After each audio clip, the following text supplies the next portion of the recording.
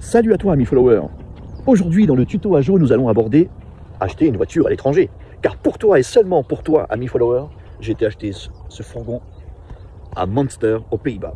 Je te développe ça tout de suite dans la vidéo. Et là, tu te dis, le gars, il habite à la moitié de l'Espagne, il va prendre l'avion pour changer de latitude et redescendre en quelques 2000 km par la route. Il n'y a pas une autre solution. Ce garçon carbure d'enfer. Alors vous saignez les fugés les filles, le con c'est un véritable volcan, il est hot. Et là, ce même gars, qui n'est pas le plus futé, il a quand même regardé autour de chez lui. Ça fait un mois que je cherche. Je fais le tour, je fais le tour. Et je n'ai jamais trouvé, parce qu'en fait, que font les gens de tous les pays? Aujourd'hui, à l'heure d'Internet, la découverte dans une grange, elle est quasi impossible. Tout le monde est connecté, ou tout le monde connaît quelqu'un qui est connecté. Quand tu veux vendre un objet, tu vas sur le site d'annonce, tu regardes combien les autres le vendent, et puis tu le vends au même prix. Mon idée initiale, c'est pas de faire un coup de fusil, c'est de payer un juste prix, tout simplement. Au regard de mes recherches et de mes connaissances, j'ai estimé que ce qu'il y avait en Espagne, ça valait pas le coup. Alors du coup, j'ai cherché en France. J'ai regardé avec Le Bon Coin. En m'enlevant toute limite de destination, c'est-à-dire que ce soit de Perpignan jusqu'à Strasbourg, j'ai regardé tout ce qu'il y avait. À ce moment-là, les solutions qui s'offrent à toi, c'est quoi? Ou tu prends le premier venu, tu te fais pas chier, hein, tu dis bon, je l'achète et puis on verra. Ou alors, comme je t'ai dit, j'ai du temps. Je choisis, j'essaye d'avoir le meilleur rapport qualité-prix. Je reste avec mes alertes du Bon Coin, mais je vais quand même chercher, par exemple en Allemagne, où j'ai déjà acheté un véhicule de marque allemande en 2007, où ça s'était très bien passé. J'avais pris l'avion, j'avais payé, j'étais revenu par la route. Tout était conforme à la description du véhicule, hein, il n'y avait pas de mauvaise surprise. Et du coup, je vais voir aussi en Belgique, parce que bon, je suis plus à ça près. Déjà, en Belgique, je découvre que le système quand même, enfin les présentations, je les trouve quand même pas mal. Mais là aussi, plus tu es vers le bas de la Belgique, et plus les fourgons proposés sont au niveau de ceux de la France. Et là, tu comprends hein, que ce sont des gens de France qui vont plutôt les chercher en Belgique après pour les revendre. Alors, comme ça, je dis, bon, allez, allons un peu au-dessus, et je regarde en Hollande. Et là, par contre là, c'était assez chouette de voir la différence entre les propositions de France, de Belgique, et celles de Hollande. La rigueur a du bon. Les règles, ça a du bon quand tu es acheteur. C'est-à-dire que, comme tu peux le voir là, sur les images, il y a cette petite note NAF, qui est une certification nationale. C'est un service du gouvernement hein, qui t'indique que le kilométrage est le bon. Déjà, c'est déjà beaucoup. Parce que ceux qui n'ont pas, ben, directement, tu passes à autre chose. Et quand ils n'ont pas, comme tu peux le voir, ben, tout de suite, c'est illogique, voire je ne me prononce pas, enfin, alerte, fuis, voilà, ne l'achète pas. Donc, à partir de là, les prix étaient déjà plus cohérents, la présentation était parfaite. Pour moi, de ce que je vois là, on te balance plein de photos, t'as de quoi faire ton choix, t'as de quoi bien réfléchir, je trouve. Je préférais que ce soit un garagiste, j'ai jamais acheté une voiture, j'ai toujours acheté des voitures à des particuliers. J'ai jamais acheté de ma vie une voiture neuve, ça m'a jamais intéressé, ça m'intéresse toujours pas. Mais bon, ça c'est un autre sujet, mais donc je voulais que ce soit un garage parce que j'ai lu, du coup je me renseigne un petit peu, que si tu achètes un particulier, tu n'as aucune couverture. Alors que tu as une protection quand même si tu l'achètes à un professionnel. Et j'ai aussi remarqué que la plupart des annonces étaient faites par des professionnels. C'est-à-dire que je crois que les gens là-bas ne s'encombrent pas à faire du particulier à particulier. C'est vrai que j'ai pu le constater là dernièrement avec la vente de mon petit express, combien ça peut être un peu chiant, tu vois, et on fait la visite, et on fait un tour avec, et les discussions sur internet, et ça me plaît pas, ah gna gna gna gna. Voilà, donc tu l'affiles à un professionnel, il achète le prix qu'il achète, et puis après lui il fait sa prestation autour de ça, quoi. Donc j'ai choisi de prendre ce fourgon-là. J'ai fait là une réservation pour être sûr, parce que dès lors où tu prends un billet d'avion, et dès lors où c'est un professionnel, on s'est entendu, c'est sûr qu'arrivé sur place, tu peux être déçu. Mais je trouvais que j'avais suffisamment d'infos pour pouvoir bloquer 1000 euros. Donc j'ai envoyé 1000 euros et j'ai pris mon billet d'avion et je suis parti jusqu'à La Haye.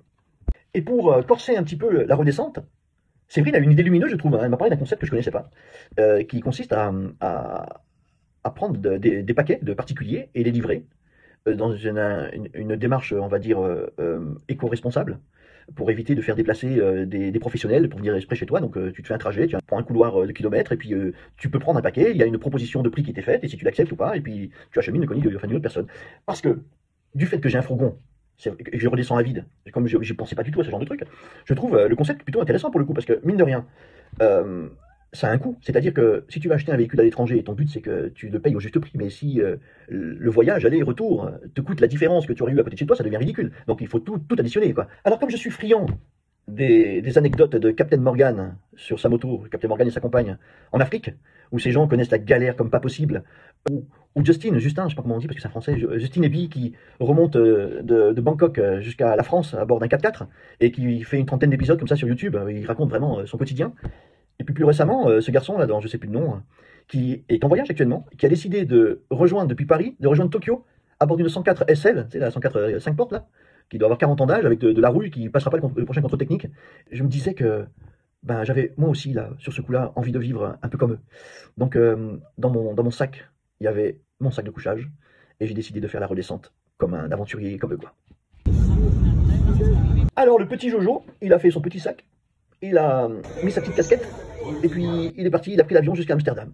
Et là, grâce à ce formidable outil qu'est Internet, parce que la génération de mes enfants, ils tous fait par application, ils se rendent pas compte de la magie que j'ai moi là, moi qui voyageais avec une carte pliante à la map comme ça.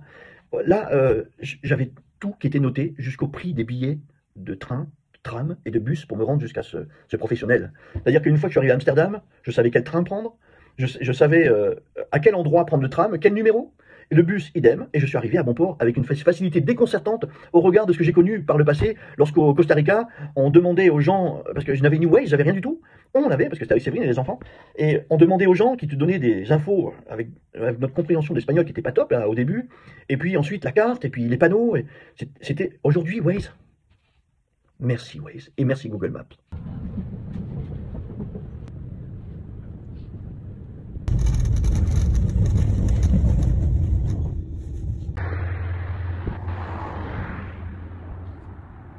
Et là, je dois dire que pendant 2 jours, j'ai vécu une aventure extraordinaire. Alors, extraordinaire parce qu'elle sort de mon ordinaire, mais parce que c'est vrai que j'ai souvent, toujours, une manière d'aborder les choses d'une philosophie un peu poétique et de considérer que ce qu'il y a autour de moi, c'est magique. Donc, même si parfois j'ai quand même eu du mal, j'ai eu de la fatigue, mais rouler pendant plus de 2000 km avec des arrêts qui pouvaient être surprenants parfois, ça a été quand même une expérience enrichissante. Quand je prends le fourgon, j'arrive de nuit en Belgique. Donc, grâce à Waze, j'arrive pile devant cette maison dans un petit village où il y avait 10 cm de neige. Donc, j'ai pris une moto donc, chez ce monsieur belge qui a une propriété de chasse à côté d'un château. Et je l'ai chargé. J'ai passé la nuit dans une aire d'autoroute champenoise où, quand même, du matelas aux 3 sièges devant, même si je ne suis pas grand, j'étais pas si recroquevillé, mais c'était...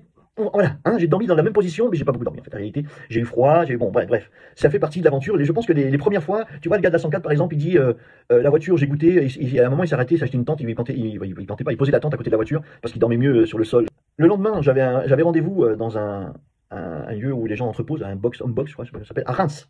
Donc j'arrive à l'heure à Reims, et là, j'ai affaire à des militants de la cause animale. Voilà, donc comme tu peux le voir sur les photos, c'est un sacré contraste avec le chasseur de la veille. Donc pour une fois, et pour le temps d'un voyage, il y avait une cohabitation, peut-être pas d'idée, mais physique, entre ces deux opposés.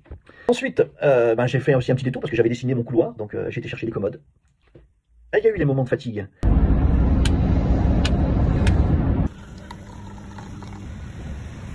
Toutes ces heures qui passent, tu passes par plusieurs états. J'ai redécouvert la radio, j'ai découvert la radio Champagne FM, dont j'ai adoré la programmation, du moins elle correspondait à mes goûts musicaux ou à mes besoins du moment. Et dommage, ça durait juste le temps de la Champagne.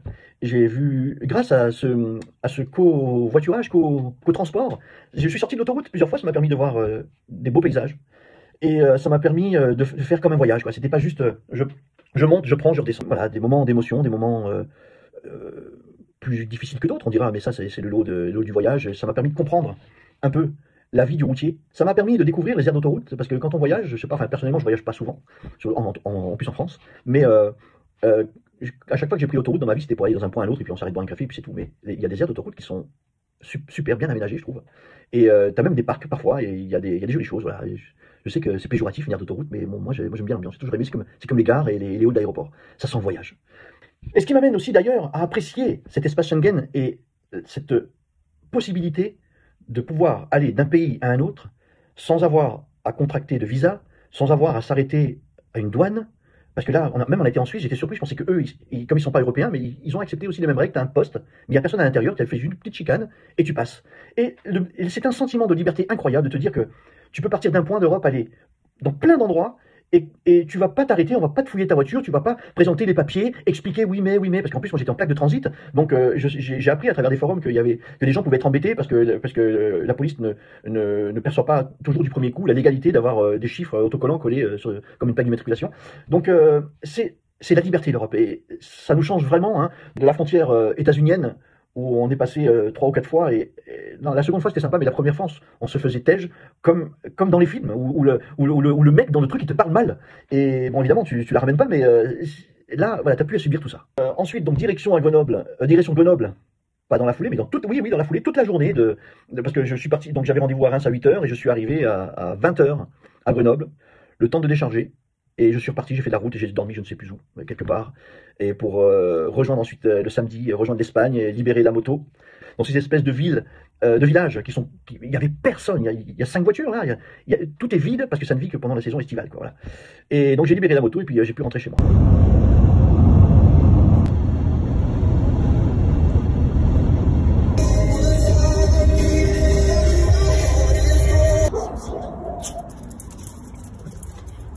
Alors? Peut-être pas. Trop bien, il est hyper beau.